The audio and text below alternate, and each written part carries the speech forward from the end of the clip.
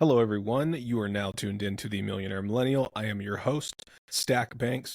For those of you who are just tuning in or are watching us on YouTube, be sure to check out the links for our Instagrams, not only mine, but the show's as well. Mine is stackbanks.official, and the show's is the Millionaire Millennial podcast on Instagram as well, and links to our respective YouTubes, Spotify, Pandora, all that are included in the bios and the link trees. So today is May 25th, 2024, and we're going to get straight into it. Today's also going to be a shortened episode, about 20 minutes long. Those of you who are tuning in, I believe on Spotify, you guys get video feed of this, and those of you who are tuning in on YouTube. But up above me on this screen here is the actual YouTube channel. There's me, and for those of you that want to see, we've got a wealth of different videos that you guys can actually look through and hopefully get some value out of, and there'll be some more live streams as time goes on. But those of you who haven't already, feel free to look back through our catalog. If this episode is not of particular interest to you, and you have others that are, we will touch on different subjects. The whole idea for my new listenership of this podcast is to bring you guys as much value as possible. I don't have a course or anything like that to sell you. I have businesses of my own, and as an entrepreneur, I seek to talk to other CEOs, not only for my own benefit, for the creation of businesses and furthering business ideas, but I try to capture those conversations and share them with you guys. And so these shortened bi-weekly episodes are meant to are meant to catch you guys up on certain subjects that I myself might have particular knowledge of that you guys don't, and I don't want to speak above your guys' heads. And also it's a way for me to make sure that I am touching on subjects that are relevant to our time at present moment, right? So there's a lot of guys out there like Dave Ramsey who will focus specifically on personal finance, things like that, who I think do a great job. I'm not here to counter argue anyone's way of getting to wealth or starting a business. This is meant as education for you guys, and hopefully a starting point, and hopefully it'll function somewhat as a means to keep you guys abreast of what's going on in current markets that some of these guys don't touch on, right? So Dave Ramsey, I'm trying to think. I'm not familiar with all of them, like guys like Tony Robbins, whoever. I forget his name, Ty. But a lot of these guys have great knowledge, and I think you can learn something from anybody, even if it's like the wrong starting point, right? Like you might tune into some creator on YouTube or TikTok or whatever the case may be, and you're getting a lot of confusing information from them, and people make response videos. I think all of that's good. So this podcast today is going to be about a couple different subjects that I think are of note and of importance that are happening today in May, specifically focusing on the crypto space. Okay. And the reason why is because I believe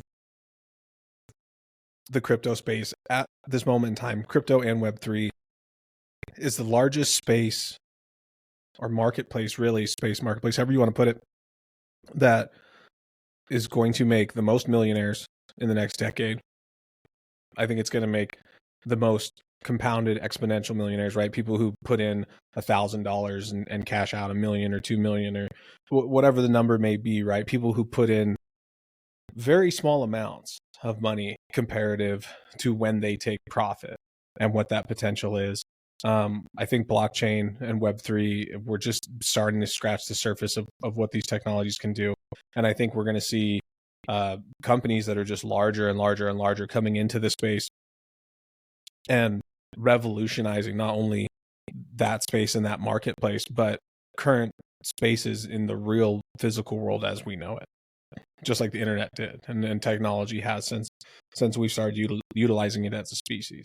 So number one, that's the main reason, right? Because I want my listenership to be informed of the coming trends and be abreast of it, and at least have a starting point of where you guys can start, kind of, if you will, like putting your toe into the water, right, of the crypto Web3 space. So, and some of you might already have this knowledge. Like I said, I have a series where we deep dive with CEOs and founders, and hopefully that's of more value to those of you guys who this is more rudimentary stuff. But what we're going to try to focus every week on doing is making sure that we are covering topics and you guys are getting my personal opinions on things. And I try to be pretty diplomatic and non-comment. What's the word? I don't like to commentate on most of what's going on in the Web3 space. Number one, because I don't run the companies, or I didn't build the blockchain, and some of them I just don't participate in, right? Like I don't hold any of it, but I know that the communities are strong and they're passionate. and some of these really are rug pulls and terrible Ponzi schemes, and it's something that my work specifically in the Web3 and blockchain space is to bring about compliance. And some of you might wonder, well, what does that mean? Or it's something that I am not seeking to take away the spirit or the freedom that Web3 and blockchain has and offers us, peer-to-peer payment systems, things like that. But I think there is a way to bring about compliance in this space where we can worry less about the bad actors in the space and people who are getting into the space specifically to defraud people. And I don't think the SEC, because their job is to regulate securities, and they're a watchdog for Wall Street. And crypto is not that. Crypto is something new, and we can't take old, antiquated systems that I believe are not doing the greatest job of being preventative in regulating their space as is. So for them to then try and jump into the Web3 space and regulate that space and pull all of it into these antiquated definitions, right? Because what the SEC wants to do is reclassify crypto as a security, which it's not by definition. It's just not. And I think there needs to be something, multiple parties really working in tandem that have some type of oversight in this space. If nothing else, to at least tell the retail investors these projects have been vetted and have been found to be in good faith and good compliance within the space. Now, regulatory bodies and Congress and the Senate and local municipalities and local states are going to have to figure out specific laws regarding crypto if they ever get on it. I mean, it's something that Bitcoin came out in 2008, and this is just now in 2024 becoming a very hot topic, hot button issue.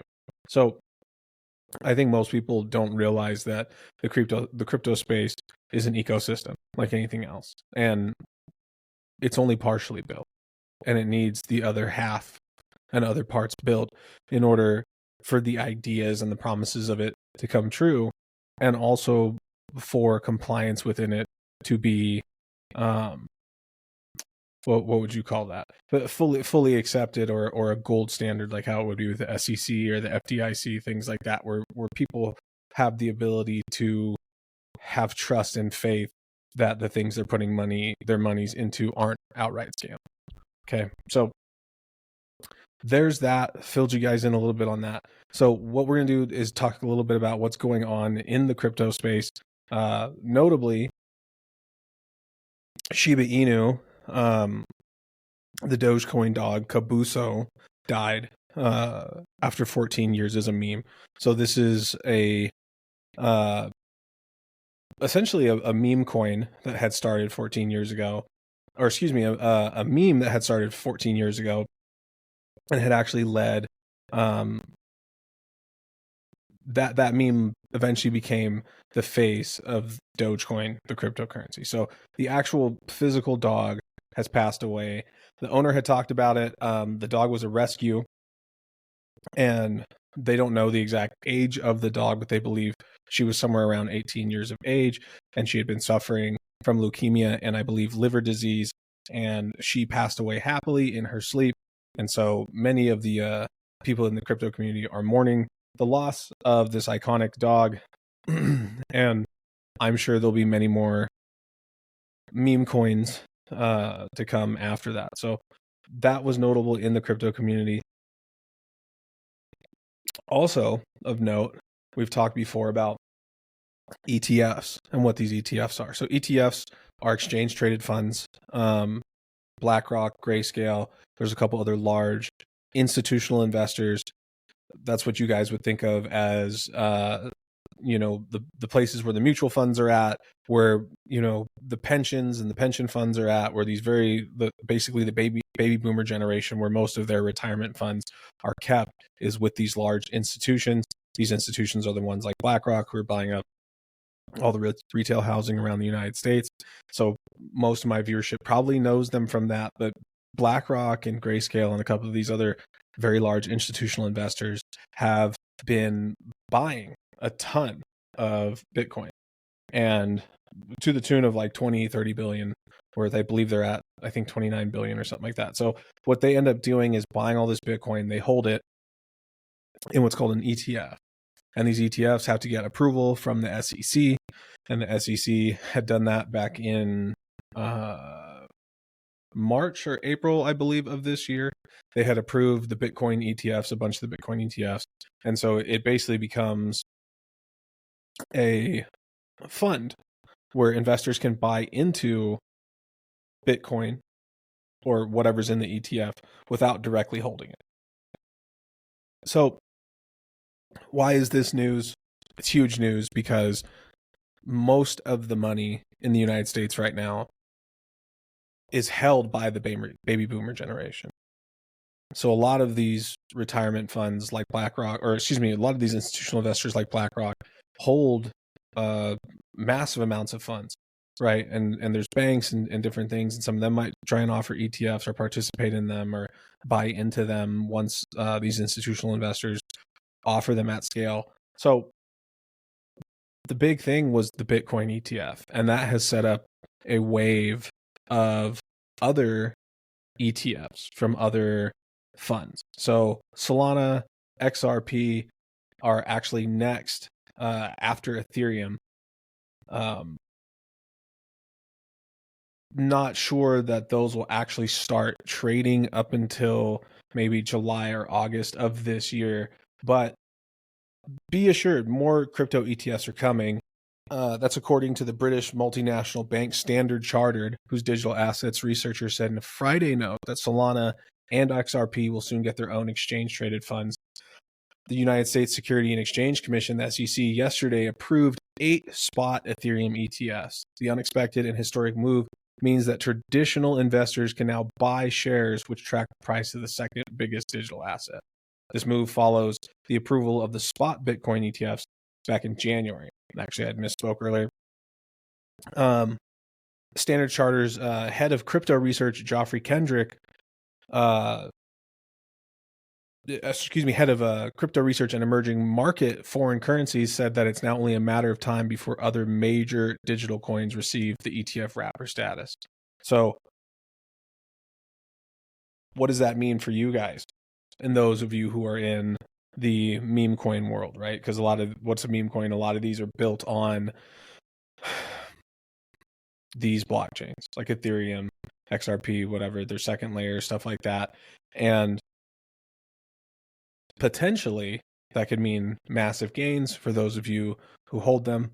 Once again, and I've said this before on this channel, this is not investment advice. This is not something that is meant to be that you should read this or watch this or listen to this channel and then go ape your money into a bunch of shit coins or meme coins and come back around and blame me for it or told you I should do it or you should do it. Don't. I'm not saying you shouldn't, but what I'm saying is you need to inform yourself and know what these cryptos are, what these secondary shit coins, meme coins, whatever you want to call them. There's multiple different names for them. What they're expected to do on each individual network. I would imagine with an approval, an ETF approval, that the value of most of these coins will go up. So any meme coins, shit coins, excuse my language, but they're just what they're called, that are associated with them or on those ledgers more than likely will also see an increase in value. Don't take my word for it, and don't take it across the board. You need to do your research if that's a play that you're planning on doing, but there's a lot of opportunity there. So that's in the near future is the ETFs. And then in other big news, what I believe to be a great cryptocurrency, personally, I have not vetted it necessarily. Full disclosure, I do hold some, but XRP, and it's been on the market for a while. But the CEO, and just to inform you guys what XRP is. So XRP is a cryptocurrency, and it's the native token of the open source XRP ledger. It's founded in 2012 by David Schwartz, Jed McCaleb, and Arthur Brito.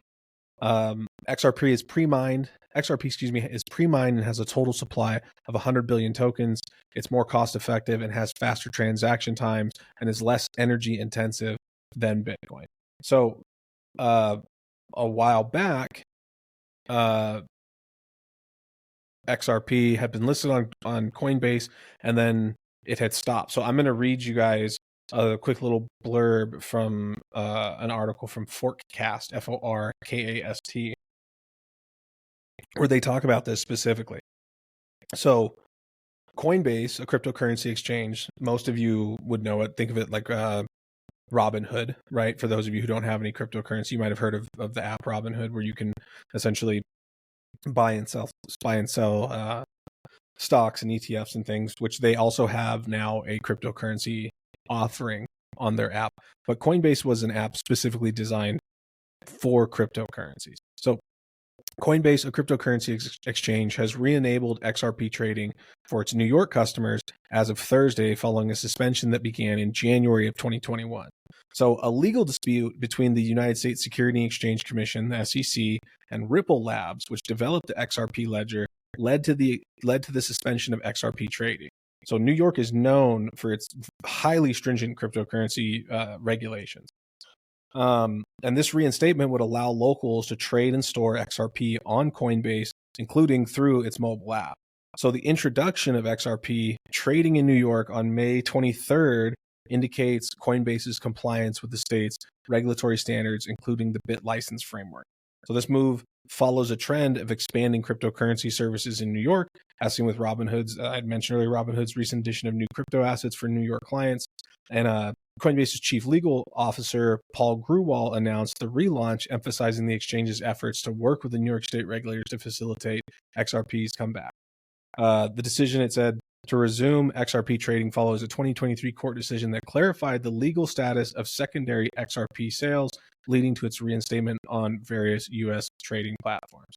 So those of you who don't know what XRP is, I don't have enough time in this episode to specifically go into why XRP is such a big deal. Maybe in next episode I will, and maybe we'll talk about a couple other cryptocurrencies that are hot topics on the market. That might be a good idea. But for those of you who don't know, please educate yourself on what's going on with that. XRP is poised and claiming to and promising to do a lot of very interesting things. And I've got about 1 minute left before we cut this episode. So in other news, I wanted to talk to you guys about in the global situation out there, what's going on with China and Taiwan, and specifically why that's important on today's podcast.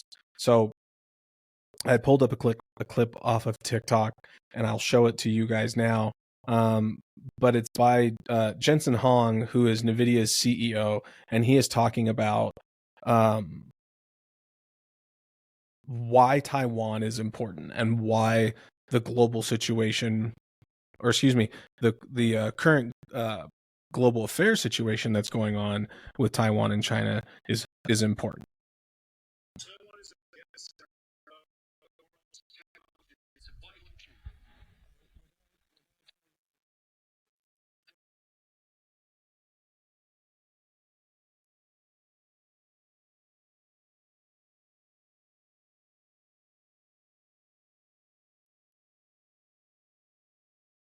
So right now, Taiwan is in the midst of naval drills being conducted by China.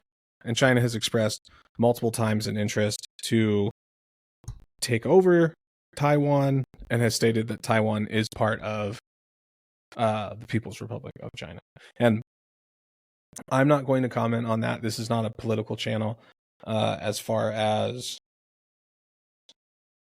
the geopolitical implications of that, or if China's correct or Taiwan's correct or not. But for those of you who don't know, most of the world's computer chips are produced in Taiwan, and most of the innovation that happens in that space happens in Taiwan. So if China were to go in and essentially control that space or shut it down, it would impact the world and technology and how we utilize it. So things to look out for on the horizon. I appreciate your guys' time for tuning in. Hopefully you guys got some value out of this. And I apologize for those of you who didn't. But check us out up here, like I said, at Stackbanks Official on YouTube, and I'm stackbanks.official on Instagram, or the Millionaire Millennial Podcast on Instagram. You can check us out there for the latest clips. Pandora, YouTube, Spotify, Apple, wherever your podcasts, wherever you get them, we are there, and we hope to find you. And hopefully this cast was of value to you guys. I appreciate your listenership, and hopefully we'll be hearing from you guys, or having you guys tune in next time with us when we deep dive a couple of these issues more thoroughly. So I appreciate you all. Be great.